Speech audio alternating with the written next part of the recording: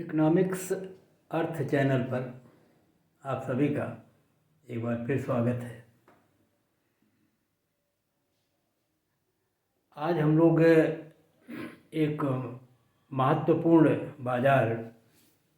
जिसे हम ओलिगोपोली अल्पाधिकार के नाम से जानते हैं, उसके अर्थ, उसके प्रकार और उसकी प्रमुख विशेषताओं के बारे में चर्चा करेंगे। यहाँ हम आपको बता दें कि अल्पाधिकार जो बाजार की स्थिति है उसके विभिन्न, या मैं समझता हूँ कि उनके करीब करीब सभी पहलुओं जिनको हम एक साथ अध्ययन नहीं कर पाते हैं,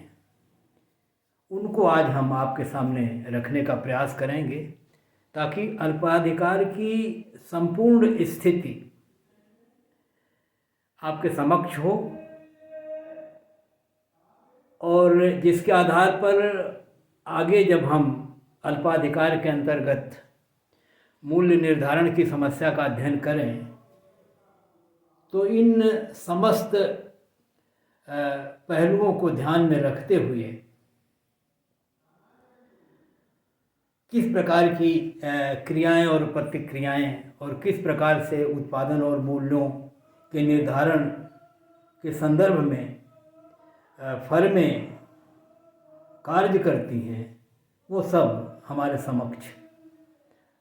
आ जाए। मैं अगर नाम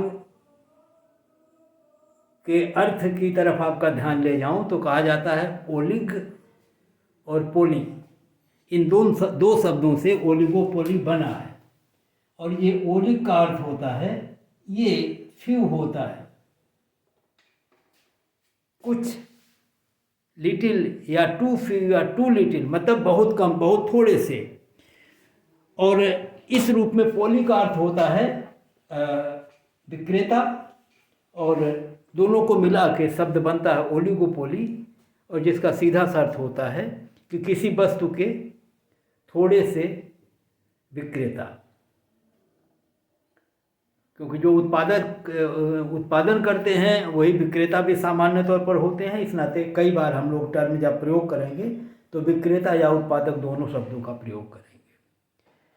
और जब हम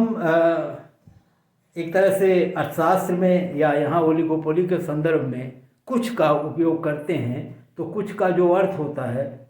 वो किसी संख्या से नहीं आप बता सकते, जैसे कि 3 या 4 या 5 या 10 ऐसे, बल्कि उसको इस रूप में देखते हैं कि कुछ का मतलब ये हुआ कि संख्या थोड़ी है और उतनी थोड़ी है कि जिससे जो कुल उत्पादन है या जो कुल आपूर्ति है उसमें एक विक्रेता का अंश जो है वो सिग्निफिकेंट है, सार्थक है। सार्थक का मतलब हुआ कि इतना अंश उसका कुल उत्पादन में है कि यदि वो अपने कुल उत्पादन के संदर्भ में या अपने उस वस्तु के मूल्य के संदर्भ में अपने निर्णय में कोई परिवर्तन करता है, उत्पादन को घटाता या बढ़ाता है या वस्तु के मूल्य को घटाता बढ़ाता है, तो इसका बाजार में के कुल उत्पादन पर और कुल मूल्य पर, बाजार के उस वस्तु के मूल्य पर इसका प्रभाव परिलक्षित होने लगता है। और इस रूप में अगर किसी उत्पादक या किसी विक्रेता का अंश कुल उत्पादन में हो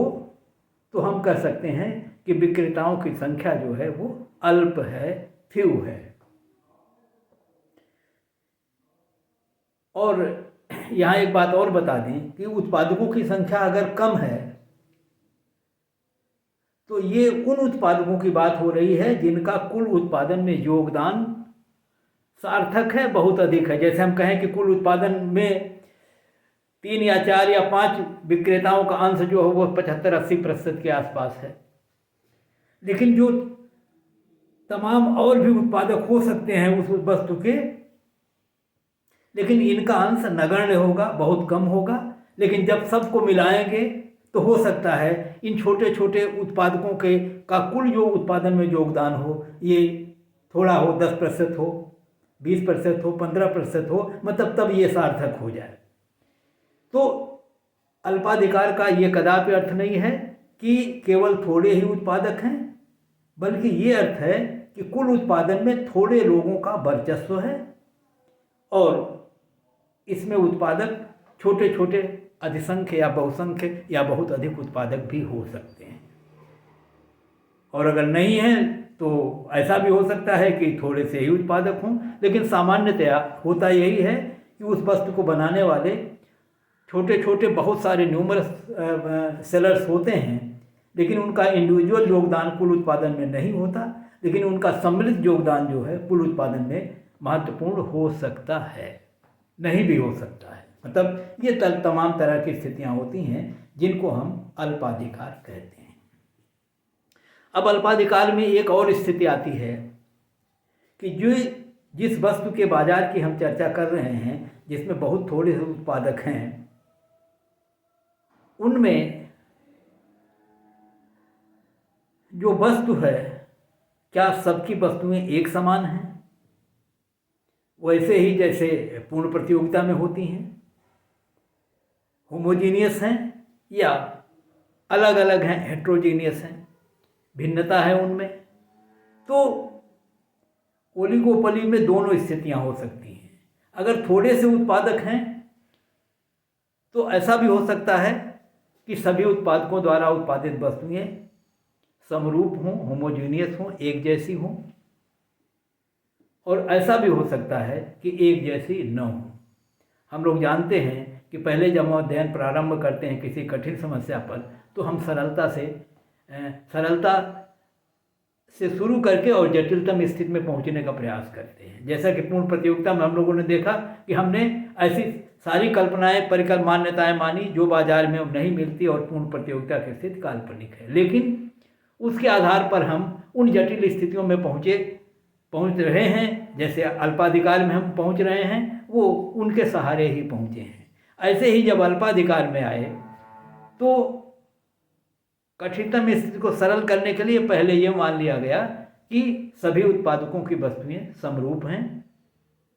और बाद में व्यवहारिक स्तर पर जब आया तो पाया गया कि वस्तुएं सामान्यतः समरूप नहीं होती, इनकी वस्तुओं में भिन्नता होती है। तो इस तरह से ओलिगोपोली में दोनों स्थितियां हो सकती हैं, वस्तुओं में समानता या समरूपता भी हो सकती है और वस्तुओं में विभेद या डिफरेंशिएशन भी हो सकता है, लेकिन ये डिफरेंशिएशन जो है ये बहुत कम होता है और वस्तुएं परस्पर क्लोज सब्स्टिट्यूट होती हैं। तो ये अल्पाधिकार का एक अर्थ हुआ। अब इस अल्पाधिकार में एक जो बड़ी महत्वपूर्ण बात है वो ये है कि जब एक उत्पादक का अंश कुल उत्पादन में सार्थक होता है, मीनिंगफुल होता है, और एक उत्पादक के निर्णय से कुल उत्पादन पर और बाजार के मूल्य पर असर पड़ता है, और अगर कुल उत्पादन या कुल पूर्ति या कुल बिक्री पर असर पड़ता है, इसका मतलब हुआ कि अगर एक उत्पादक की बिक्री बढ़ती है तो निश्चित तौर पर अन्य उत्पादकों की बिक्री में कमी आएगी, और अगर ऐसा हुआ तो उनके लाभ पर इसका असर पड़ेगा। कहने का अर्थ ये हुआ कि ओलिगोपोली में एक उत्पादक के निर्णय का बाजार पर प्रभाव पड़ता है और इस नाते दूसरे उत्पादकों या फर्मों के कीमत पर और उनके उत्पादन पर और उनके लाभ पर इनके असर होते हैं। इसलिए जब कोई भी फर्म जो अल्पाधिकारी फर्म है किसी तरह का वो निर्णय लेती है, अपने मूल्यों में, वस्तु के मूल्य में या उत्पादन की मात्रा में परिवर्तन करती है, तो इसका असर दूसरे पर पड़ता है। इसलिए दूसरा उत्पादक भी उसकी प्रतिक्रिया में अपनी वस्तुओं के मूल्य में या अपने उत्पादन या पूर्ति की मात्रा में परिवर्तन करता है, और इस प्रकार से अल्पाधिकार में जो कुछ थोड़ी सी फर्में हैं, ये फर्में एक दूसरे पर आश्रित होती हैं, उनके निर्णय इंटरडिपेंडेंट होते हैं, डिपेंडेंट नहीं होते। स्वतंत्र निर्णय इंडिपेंडेंट नहीं होते, इंटरडिपेंडेंट होते हैं, मतलब ये आश्रित निर्णय होते हैं जो दूसरे के डिसीजन पर निर्भर करते हैं। तो जब ऐसा होगा, अल्पाधिकार में निर्णय एक दूसरे पर आश्रित होंगे और एक के निर्णय का दूसरे पर असर पड़ेगा, एक के लाभ में वृद्धि होगी तो दूसरे के लाभ में कमी होगी, तो एक तरह से ये जो विभिन्न फर्में हैं, कुछ जिनकी मात्रा थोड़ी है, ये आपस में एक दूसरे से प्रतिद्वंदिता का व्यवहार करेंगे, इनमें कंपटीशन होगा। क्योंकि एक का लाभ बढ़ता है तो दूसरे का घटता है, एक की बिक्री बढ़ती है तो दूसरे की बिक्री बाजार में घट जाती है। इसलिए एक उत्पादक, एक फर्म दूसरे फर्म को प्रतिद्वंदी की भांति लेती है और सारी फर्में ये प्रयास करती हैं कि वो ऐसा कुछ करें किसी के क्रिया के प्रतिक्रिया के स्वरूप में, ताकि उनके लाभ घटने न पाएँ, उनके लाभ बढ़ जाएं। और इस प्रकार से इंटरडिपेंडेंट निर्णय होते हैं, परस्पर आश्रित होते हैं और प्रतिद्वंदिता होती है इनमें। तो जो अल्पाधिकार की स्थिति है उसके संदर्भ में एक कुछ व्याख्या हम आपको बता रहे हैं। अब आगे की चर्चा और करेंगे इनकी विभिन्न स्थितियों के बारे में, और जिससे हमको इसके अन्य अलग अलग पहलुओं का भी अध्ययन होगा। यहाँ पहली बार हमने देखा कि एक विशेषता हमको मिली कि अल्पाधिकार में वस्तु जो उत्पादित होती है वो दोनों तरह की हो सकती है, कई बार ये समरूप भी हो सकती है और सामान्य तौर पर ये विभेदित होती है, वस्तुओं में भेद होता है। इनके बीच जो है विभिन्न उत्पादकों के मध्य में जो है वो एक तरह से प्रतिद्वंदिता होती है और एक के निर्णय पर दूसरे का निर्णय आश्रित होता है। तो इस रूप में जब हम इसको एकाधिकारिक इस अल्पाधिकार को देखते हैं और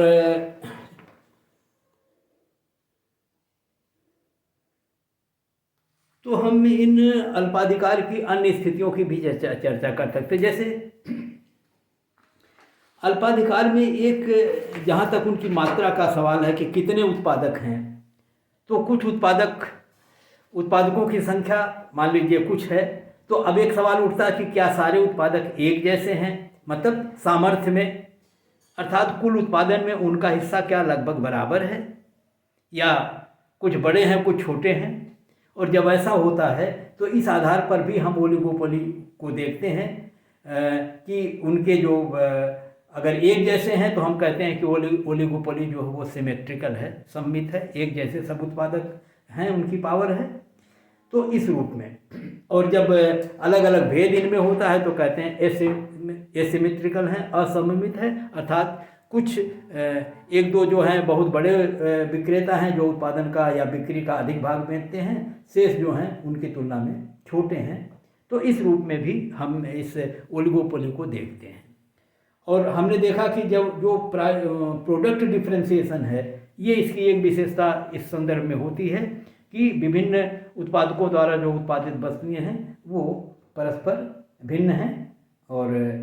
ये क्लोज सब्स्टिट्यूट हैं। अब हम इनके जरा अगर विशेषताओं की तरफ चलें तो इनके संदर्भ में तमाम सारी बातें हमारे समक्ष आएंगी। इस नाते हम आपको क्रम से विशेषताओं की तरफ ले जा रहे हैं और उन विशेषताओं के मध्य में जो चीज़ें और सम्मिलित होनी हैं वो आपके समक्ष आ जाएंगी। तो अगर हम एक अल्पाधिकार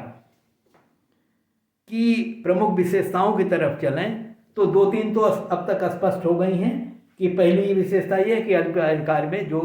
इनकी संख्या है ये बहुत थोड़ी होती है, छोटी होती है, और इसके संदर्भ में पूरी व्याख्या अब तक हम पढ़ चुके हैं, कितनी होती है, कैसे होती है। दूसरी विशेषता जो हम कह सकते हैं वो ये है कि इनके निर्णय परस्पर आश्रित होते हैं और इस प्रकार से इंटरडिपेंडेंस इनके बदतर होता है। तीसरा ये है कि वस्तुओं में विभेद होता है, वस्तुएं सबकी अलग अलग होती हैं, और अगर वस्तुएं अलग अलग होंगी तो अब एक चौथी स्थिति आती है कि जब वस्तुएं अलग अलग हैं और सारे उत्पादक अपनी वस्तुओं को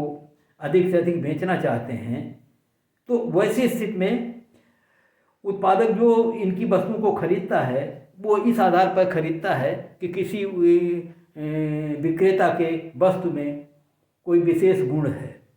और ये जो विशेष गुण होता है इसी को हम कहते हैं कि ये मोनोपोलिक पावर है, एकाधिकारिक शक्ति है,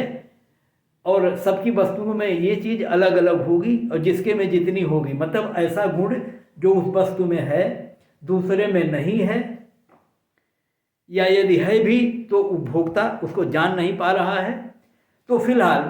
तो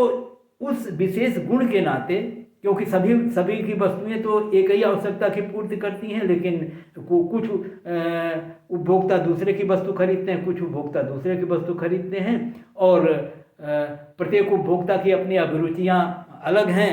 अपनी सोच अलग है, और अलग तरीके से उनमें जो गुण है उसको देख करके वो उसको खरीदता है। तो ऐसी स्थिति में जो वस्तु के भीतर एकाधिकार का तत्व है जो अन्य की वस्तुओं में नहीं होता है, वो बड़ा महत्वपूर्ण होता है इस अल्पाधिकार के अंतर्गत, क्योंकि उसी तत्व या एकाधिकारिक गुण के कारण उसके वस्तुओं की मांग उपभोक्ता करते हैं। और अब जैसा होगा कि हर उत्पादक अपनी वस्तु को अधिक से अधिक बेच के अधिक से अधिक लाभ कमाना चाहता है, वो चाहता है कि उसकी वस्तुएं ज़्यादा बिकें, और जब ज़्यादा बिकें तो उसके लिए वो बेचने के संदर्भ में जो कुछ कर सकता है वो करने का प्रयास करेगा। तो यहाँ पर एक और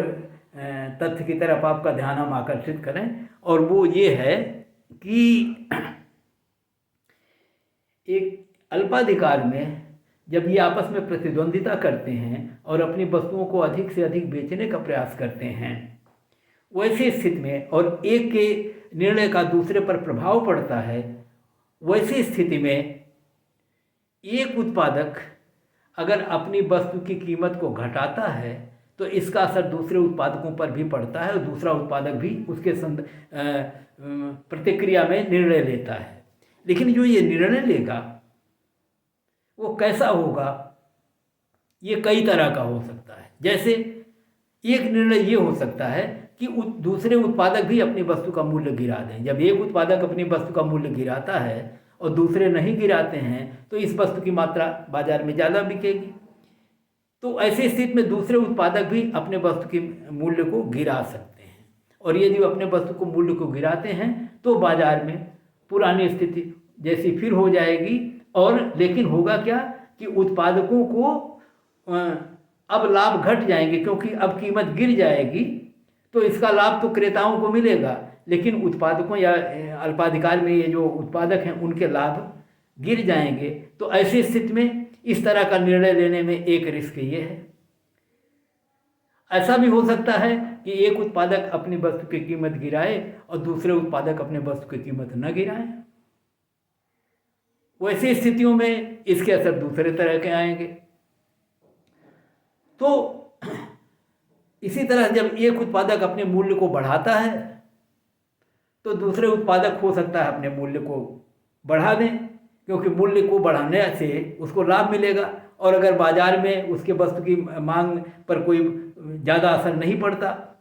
ये निर्भर करेगा कि मांग की लोचें कैसी हैं, मूल्य बढ़ाने पर मांग में कितनी कमी होगी। और अगर मूल्य की लोचें कम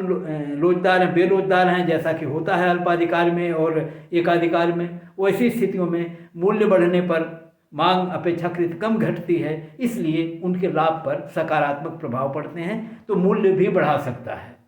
और इस रूप में बढ़ाता है कि अगर उसके वस्तुओं की मांग बाजार में ज़्यादा है, उसमें वस्तु में ऐसा कोई गुण है जिससे उपभोक्ता जो प्रभावित हो रहे हैं, तो वैसी स्थितियों में मूल्य बढ़ा सकता है। और जब वो मूल्य बढ़ा के अधिक लाभ कमाने का प्रयास करेगा तो दूसरे उत्पादकों पर इसके जो असर पड़ेंगे वो भी दो तरह के हो सकते हैं। वो अपने मूल्यों को बढ़ा भी सकते हैं और नहीं भी बढ़ा सकते हैं, क्योंकि मूल्यों को बढ़ाएंगे तो हो सकता है कि उनको उनकी वस्तुओं की मांग उतनी न हो, या ऐसी स्थितियां उनके मांग के संदर्भ में न हो,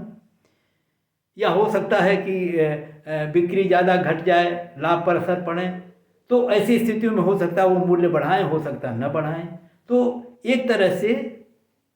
अल्पाधिकार में जब एक उत्पादक कोई निर्णय लेता है मूल्य और कीमत के संदर्भ में, तो दूसरा उत्पादक या उसके जो राइवल या प्रतिद्वंदी उत्पादक हैं, विक्रेता हैं, वो कैसा निर्णय लेंगे ये निश्चित नहीं होता, अनिश्चित निर्णय होता है। और जैसा कि मैंने बताया कि 3-4 तरह के निर्णय एक उदाहरण के माध्यम से हम दिखा रहे हैं कि हो सकते हैं। इस पर निर्भर करेंगे कि मांग की, उपभोक्ताओं की क्या प्रतिक्रिया होती है, मांग की लोच किस तरह की है, उनके बिक्री पर क्या असर पड़ेगा, उनके लाभ पर क्या असर पड़ेगा, ये तमाम सारी बातें होंगी। तो ऐसे स्थिति में जो कीमतों और मूल्यों पर प्रभाव पड़ेंगे, उनके कारण जो है विक्रेताओं पर प्रभाव पड़ेंगे। इसलिए मूल्य का जो मूल्य की लड़ाई है या मूल्य की जो प्रतियोगिता है, उससे एक अल्पाधिकार में विक्रेता जो है एक तरह से इसे उपयोग में लाने का प्रयास नहीं करना चाहता और ये चाहता है कि मूल्य में लगभग स्थिरता बनी रहे। लेकिन यहाँ मैंने जो आपको बताने का प्रयास किया वो ये है कि 2 विशेषताएं इसके साथ और आ गई कि जो कंपटीशन होता है वो वस्तुओं को ज़्यादा से ज़्यादा बेचने का कंपटीशन होता है और मूल्यों में अधिक छेड़छाड़ करने की आवश्यकता इन लोगों को नहीं महसूस होती या उससे वो डरते हैं। और ऐसी स्थिति में जो प्रतिद्वंदिता होती है वो नॉन प्राइस कंपटीशन होती है, प्राइस की कंपटीशन नहीं होती। तो एक विशेषता तो नॉन प्राइस कंपटीशन है जिसके आगे अभी हम चर्चा करेंगे, और एक दूसरी विशेषता जो इसके माध्यम से हमने आपको बताने का प्रयास किया कि यद्यपि इनके निर्णय इंटरडिपेंडेंट होते हैं, परस्पर आश्रित होते हैं, लेकिन एक की प्रतिक्रिया के में दूसरे उत्पादक किस तरह की प्रतिक्रिया करेंगे ये निश्चित नहीं होती। एक के मूल्य के गिराने के संदर्भ में वो मूल्य गिरा भी सकते हैं, कुछ फर्में मूल्य गिरा सकती हैं, कुछ फर्में मूल्य नहीं गिरा सकती, कुछ फर्में मूल्य बढ़ा भी सकती हैं। इस तरह से मूल्य बढ़ाने पर भी इसकी प्रतिक्रिया तरह तरह की हो सकती है और इसका सम्मिलित प्रभाव इंडिविजुअल लेवल या व्यक्तिगत फर्मों पर किस तरह का पड़ेगा और सामूहिक उत्पादन और लाभ पर इसके क्या प्रभाव पड़ेंगे, ये एक तरह की अनिश्चितता होती है। इसलिए जो प्राइस कंपटीशन है उससे ये उपेक्षा करते हैं इसको और चाहते हैं कि ये मूल्यों के गिराने बढ़ाने की प्रतियोगिताएं न हों, और लेकिन लाभ को अधिकतम करने के लिए अपने बिक्री को बढ़ाने घटाने की प्रतियोगिता वो करते हैं। तो दूसरी जो पहला तो परस्पर आश्रित निर्णय है और निर्णय में कि एक के निर्णय का दूसरे पर क्या प्रभाव पड़ता है ये अनिश्चित होता है, ये दूसरी भी अनिश्चित प्रभाव हुआ। ये तीसरा ये हुआ कि जो कंपटीशन होता है वो नॉन प्राइस कंपटीशन होता है, और जो नॉन प्राइस कंपटीशन होता है वो वस्तु की बिक्री को अधिक से अधिक करके लाभ को अधिकतम करने का होता है। और नॉन प्राइस कंपटीशन जो होता है वो बड़ा महत्वपूर्ण होता है ओलिगोपोली में, और उसका मतलब ये होता है कि प्रतियोगिता मूल्य के घटाने बढ़ाने की नहीं होती, प्रतियोगिता बिक्री को घटाने बढ़ाने की होती है, लाभ को अधिकतम करने की होती है। और बिक्री को बढ़ाने की जो प्रतियोगिता होती है वो कैसे होती है, वो होती है अपनी वस्तु का विज्ञापन करके, प्रचार प्रसार करके। उपभोक्ताओं में ये विश्वास जगाने की ज़रूरत पड़ती है कि उनकी वस्तु में ऐसा कोई खास गुण है जो दूसरे की वस्तुओं में नहीं है, और इसके लिए बहुत अधिक प्रचार प्रसार की, चाहे वो दूरदर्शन पर है, चाहे अखबारों के माध्यम से है, टीवी, जिस तरह जितने भी माध्यम हो सकते हैं संचार के, जिनके माध्यमों से ये प्रचार प्रसार अपनी वस्तु का कर सकते हैं वो करते हैं। और भी काम करते हैं, प्राइस को तो घटाते बढ़ाते नहीं हैं, लेकिन क्या करते हैं, वस्तु के साथ कोई गिफ्ट देते हैं, वस्तु के साथ कुछ प्रतिशत एक्स्ट्रा करते हैं, इस प्रकार से उपभोक्ताओं को प्रलोभित करते हैं। और जब ये करेंगे तो इस पर बहुत सारा खर्चा आता है, और ये जो खर्च आता है ये उस लागत से अतिरिक्त है जो उत्पादन करते समय की गई है। एक लागत होती है उत्पादन की लागत, जो उत्पादन करते समय कच्चे माल के, मध्यवर्ती वस्तुओं के, श्रमिकों के आदि के, कर्मचारियों के वेतन आदि के रूप में दी जाती है। और ये लागत है जो वस्तु के बेचते समय की जाती है, और इसको कहते हैं बिक्री लागत। या sales promotion, cost of sales promotion, अपने बिक्री को प्रमोट करने के लिए तरह तरह के खर्चे करते हैं। लेकिन ये सारे खर्चे वस्तुओं के मूल्य में वृद्धि करके उपभोक्ताओं से ही वसूले जाते हैं। इसलिए विक्रय लागत बहुत महत्वपूर्ण होती है, सिग्निफिकेंट होती है अल्पाधिकार में। और यही नॉन प्राइस कंपटीशन है, जहां विज्ञापन के माध्यम से, कमीशन, गिफ्ट आदि माध्यमों से अपनी वस्तुओं को अधिक से अधिक बेचने का प्रसार करते हैं, प्रोपेगेंडा भी करते हैं, अपनी वस्तुओं का दुष्प्रचार भी करते हैं, जो गुण उसमें नहीं है उसको भी प्रचारित करते हैं। और इस प्रचार के माध्यम से उपभोक्ताओं के मध्य ये एक तरह से भावना भरते हैं कि उनकी वस्तु में ये गुण है और दूसरों से अच्छी है, ताकि उपभोक्ता उनकी वस्तुओं को ज़्यादा से ज़्यादा खरीदें। लेकिन एक बात यहाँ बहुत महत्वपूर्ण है कि जब ये सेलिंग कास्ट लगाई जाती है वस्तुओं की अधिक से अधिक बिक्री करने के लिए, ताकि अपना लाभ बढ़ाने के लिए, तो ये सेलिंग कास्ट उपभोक्ताओं से ही वसूली जाती है। और इस प्रकार से उपभोक्ताओं पर अल्पाधिकार में अतिरिक्त बर्डन पड़ता है वस्तु के मूल्य के रूप में वो जो चुकाते हैं, क्योंकि हम जानते हैं पूर्ण प्रतियोगिता में इसकी ज़रूरत नहीं पड़ती, एकाधिकार में इसकी ज़रूरत नहीं पड़ती। इस नाते ये लागतें जो बिक्री पर लगती हैं और जो कुल लागत का एक बहुत महत्वपूर्ण अंश होती हैं, वो अनावश्यक रूप में उपभोक्ताओं पर थोपी जाती हैं और इस तरह से उपभोक्ताओं का शोषण होता है। और ये उपभोक्ताओं की दृष्टि से बहुत ही एक तरह से हम कह सकते हैं कि हानिकर है। और एक तरह से ये जो वस्तु के बिक्री की जो गला घोंट प्रतियोगिताएं होती हैं उपभोक्ताओं के उत्पादकों या विक्रेताओं के मध्य में, ये भी एक तरह से उपभोक्ताओं पर ही जाती हैं और उनकी लागतें अनावश्यक बढ़ती हैं। तो ये विशेषता अल्पाधिकार में होती है।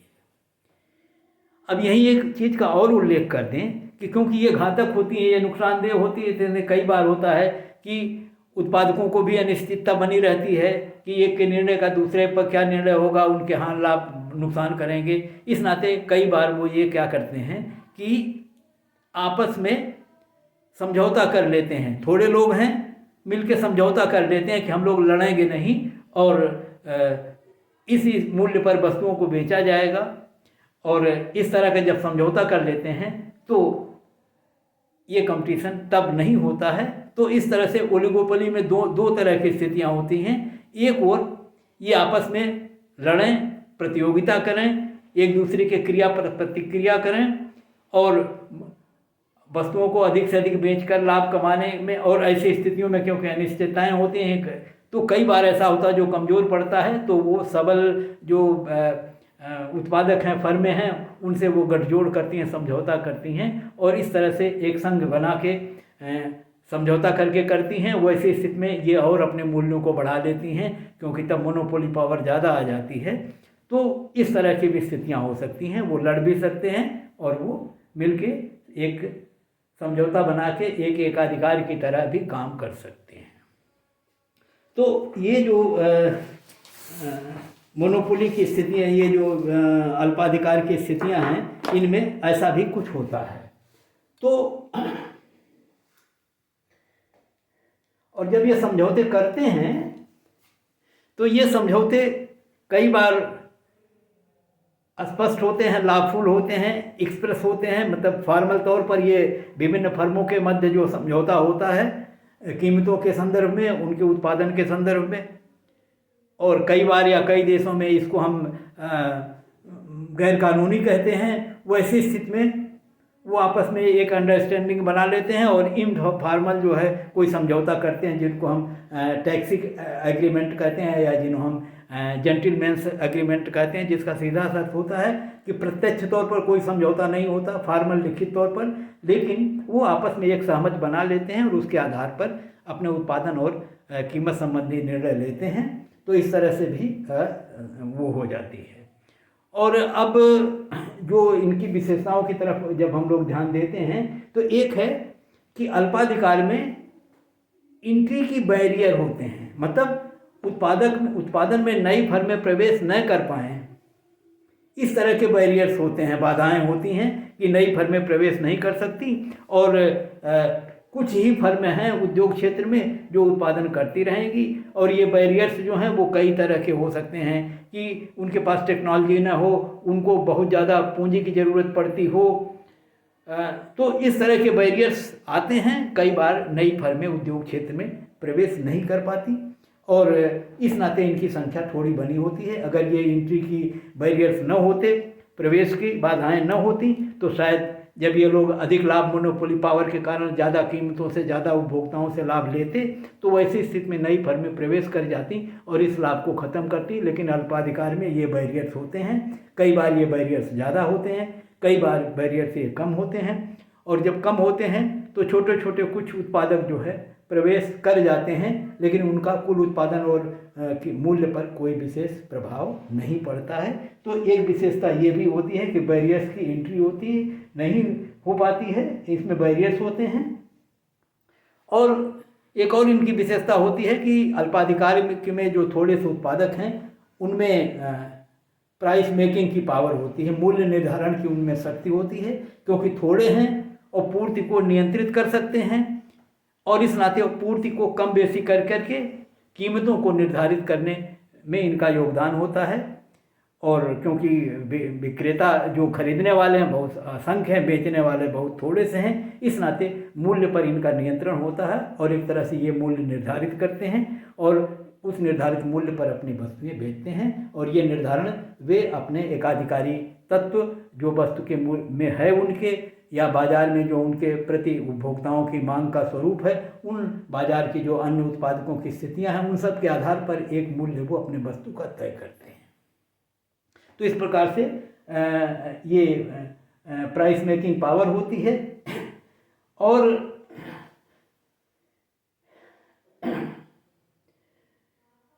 वस्तु जो तमाम उत्पादक बेचते हैं,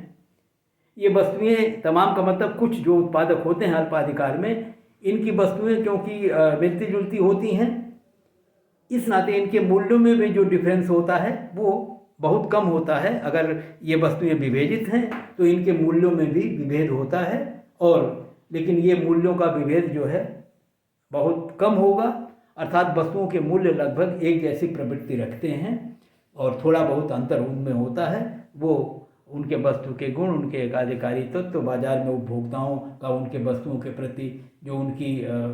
संवेदनशीलता है, जो उनकी इच्छा है, जो जैसा वो सोचते हैं, उन आदि तत्वों पर निर्भर करता है। तो एक तरह से जो अल्पाधिकार की प्रमुख विशेषताएं हैं वो हमने आपके समक्ष रखी। अभी कुछ और मुद्दे उसके समक्ष आपके आ जाएंगे जब हम अल्पाधिकार के टाइप्स या प्रकारों के संदर्भ में चर्चा करेंगे। अल्पाधिकार का एक प्रकार इसके पहले हम आपको बता चुके हैं, और वो है कि एक ऐसा अल्पाधिकार जिसमें सभी वस्तुएं समरूप हों, ओलिगोपोली विद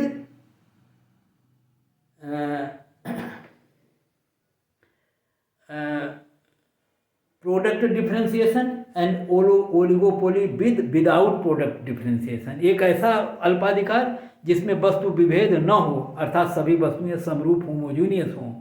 एक जैसी हों, और एक ऐसा अल्पाधिकार जिसमें वस्तुएं समरूप न हों बल्कि ये वस्तुएं विभेदित हों, दोनों में विक्रेताओं की संख्या एक जैसी होगी लेकिन उनकी वस्तुएं एक बार समरूप होंगी, तो हम कहेंगे ये मूल्य वस्तु विभेद रहित प्रति अल्पाधिकार है, और एक में वस्तुओं में विभेद होगा। और एक दूसरा जो अंतर हमने आपको बताने का प्रयास किया था बीच में, वो ये है दूसरा कि ऐसा अल्पाधिकार जिसमें जितने उत्पादक हैं थोड़े, वो करीब करीब कुल पूर्ति में, उत्पादन में उनका हिस्सा लगभग बराबर हो, समानता की स्थिति हो, वैसी स्थितियों को हम कहते हैं ये अल्पाधिकार सिमेट्रिकल है, सममित है। और यदि ये अलग अलग हों, कुछ छोटे कुछ बड़े हों, तो इनको हम एसिमेट्रिकल कहते हैं। तीसरा जो महत्वपूर्ण भेद है वो है कोलिजिव मोनोपोली, कोलिजिव ओलिगोपोली और नॉन कोलिजिव ओलिगोपोली। कोलिजन या कोलिजिव का जो अर्थ है, कोलिजन का मतलब होता है कि कोई संधि कर लेना, कोई संगठन बना लेना, कोई समझौता कर लेना। तो अगर जैसे मैंने कहा था कि जब आपस में प्रतियोगिता करते हैं और प्रतियोगिता में अनिश्चितताएं हैं, तो इस डर से कई बार वो करते हैं कि सब लोग मिलके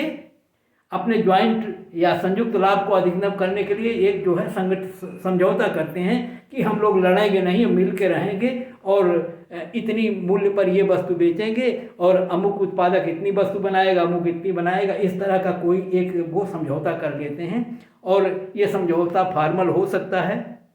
नॉन फॉर्मल भी हो सकता है। तो ऐसी स्थितियों को हम कहते हैं ये कोलिजिव मोनोपोली है। एक ऐसी मोनोपोली है जिसमें हम एक समझौता कर लेते हैं, और एक ऐसा है दूसरी मोनोपोली जिसमें हम आपस में प्रतियोगिता करते हैं, उसको हम नॉन कोलिजिव कहते हैं। इसी चीज़ को हम दूसरे शब्दों में भी कहते हैं कि हम इसको कोऑपरेटिव और नॉन कोऑपरेटिव कह सकते हैं। कोऑपरेटिव आपस में कोऑपरेशन करते हैं और नॉन कोऑपरेटिव का मतलब आपस में प्रतियोगिता करते हैं। और इस तरह से हम ये मोनोपोली का ये तीसरा जो रूप था वो कोलिजिव और नॉन कोलिजिव है, दूसरा था सिमेट्रिकल और नॉन सिमेट्रिकल है, और पहला था विद और विदाउट प्रोडक्ट डिफरेंशिएशन है। तो ये मोनोपोली के स्थितियां हैं। लेकिन ये ध्यान रहे कि जब ये कोलिजन होता है तो इस कोलिजन में एक तरह से जब सब एक हो जाते हैं, समसंध कर देते हैं, तो इनके पास मोनोपोली की शक्ति आ जाती है। इसका मतलब अब ये एकाधिकारी हो जाते हैं और पूर्व पर एक तरह का नियंत्रण हो जाता है। तो ऐसी स्थितियों में अपने ये प्राइस को जो है मैक्सिमम करने का प्रयास करते हैं, और जब प्राइस को मैक्सिमम करते हैं तो इनका जो जॉइंट या संयुक्त लाभ है वो अधिकतम होता है।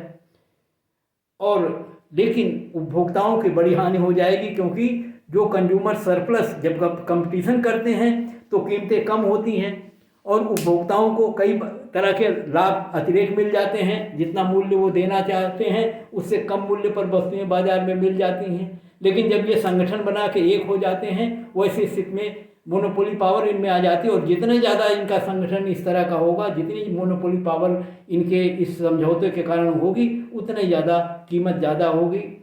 और उपभोक्ताओं को उतना ज़्यादा शोषण होगा, नुकसान होगा, और इनको ज़्यादा से ज़्यादा लाभ होगा। इस प्रकार से जो कोलिजन है वो एक तरह से उपभोक्ताओं के लिए हानिकर होता है। तो ये कोलिजन जो है इनका वो ऐसा भी कर सकता है कि ये एक हो जाएं और जो कीमत वो लागतों के आधार पर निर्धारित न करके एडमिनिस्ट्रेड प्राइसेस निर्धारित कर दें। मतलब मनमानी कुछ भी, जितना अधिकतम वो उपभोक्ताओं से ले सकते हैं उतना वो एक तरह से प्रशासकीय कीमत निर्धारित कर दें, और वैसी स्थिति में उपभोक्ताओं का और अधिक भी शोषण हो सकता है। तो ये जो अल्पाधिकार की तमाम स्थितियां हैं उनके बारे में हम इस व्याख्यान या वीडियो के माध्यम से आपके समक्ष चर्चा किए हैं, ताकि उनके सभी पहलू आपके समक्ष आ जाएं, और ताकि जब हम अगले वीडियो में अल्पाधिकार के अंतर्गत मूल्य के निर्धारण का चर्चा करें तो ये सारे पक्ष हमारे समक्ष आएँ और हम आसानी से उन्हें समझ सकें। तो आज का वीडियो हम यहीं समाप्त कर रहे हैं। अगली बार जब मिलते हैं